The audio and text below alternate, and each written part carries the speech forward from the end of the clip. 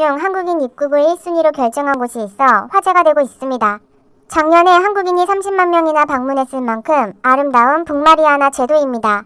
사이판, 티니안, 로타 등 14개 군도로 이루어져 있으며 한국에서 비행기로는 약 4시간이면 갈 수 있습니다. 마리아나 관광청은 지난 9일 여행 재개 계획을 만장일치로 승인한 바 있습니다. 주지사는 코로나 검사를 3회 이상 하는 등 안전에 만전을 기할 것이라고 밝혔고 여행 재개의 첫 시작으로 한국인 여행객을 맡게 되어 기쁘게 생각한다고 언급했습니다. 인천 사이판 노선이 지난 3월 말 중단된 이후 첫 여행 목적 운항이 재개되는 것입니다. 사실 마리아나 제도는 일본이 더 가까운 위치에 있지만 그들은 한국에 무한 신뢰를 보이고 있습니다. 북마리아나 주지사는 한국이 코로나로 힘겨워하던 지난 2월에도 전격 방안에 협력을 다짐했습니다. 관광청장 또한 지난 5월 함께 극복하자는 희망의 메시지를 보내온 적이 있습니다. 이 아름다운 곳으로 여러분이 다시 돌아올 그날을 간절히 기다리고 있다면서 여행하실 때 불편함이 없도록 다시 모실 준비를 하겠다고 인사를 전해온 것입니다. 그들은 코로나 극복을 위해서도 한국과 긴밀히 협력하고 있습니다. 지난 4월에는 아시아나 전세기편으로 6만 개의 진단키트까지 수입했습니다. 한국 솔젠트 제품으로 유전자 증폭을 통한 PCR 방식의 진단키트입니다. 특히 품질 보증과 관리를 위해 한국 임상병리사까지 함께 동행했습니다. 인구가 5만 8천 명이지만 1만 7천 개의 키트를 사용했고 검사율은 32%를 달성했습니다. 해외 유입 113명을 제외하고 자체순 확진자를 2명으로 막아서는 놀라운 모습을 보였습니다. 특히 최근 120여일간 지역 감염이 단 한 건도 발생하지 않아 청정국이 된 상태입니다.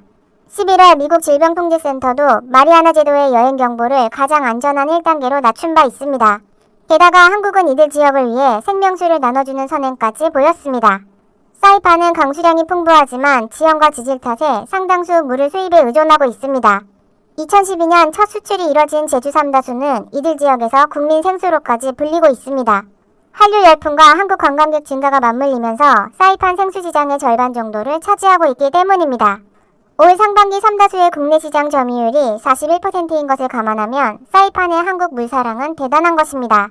한국은 올 5월 물이 부족해진 사이판에 500ml 삼다수병 22,400개를 긴급 지원했습니다.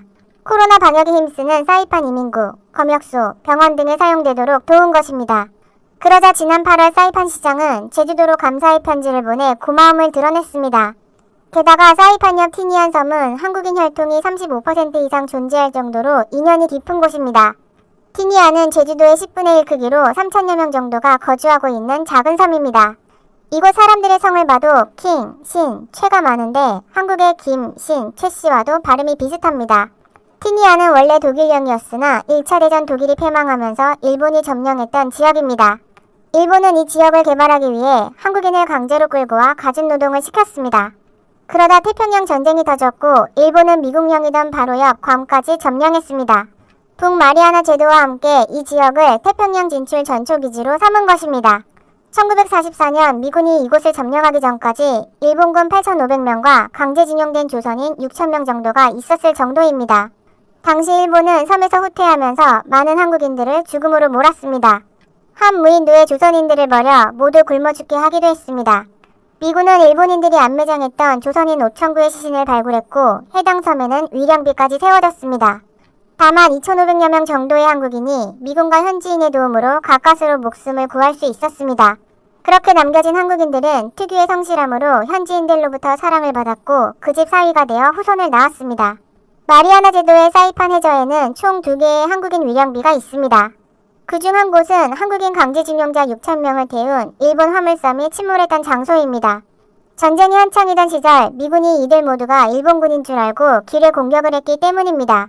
해저에 위치한 위령비는 한국인 다이버들이 매년 찾아 이끼를 제거하며 봉사활동을 진행하고 있습니다. 올 11월 한국 해군도 마리아나 제도 근해에서 강제징용 희생자 추도식을 열고 묵념을 진행했습니다. 이런 아픔이 있는 티니안 섬은 아이러니하게도 일본 패망의 전초기지가 됐습니다. 한인들이 닦았던 활주로를 통해 미군이 원자폭탄을 싣고 히로시마와 나가사키로 출격했던 것입니다. 한국과 많은 인연이 있는 마리아나 제도, 하루빨리 코로나가 극복돼 교류가 한층 활발해지길 바랍니다. 좋아요와 구독, 알림 설정은 컨텐츠 제작에 큰 힘이 됩니다.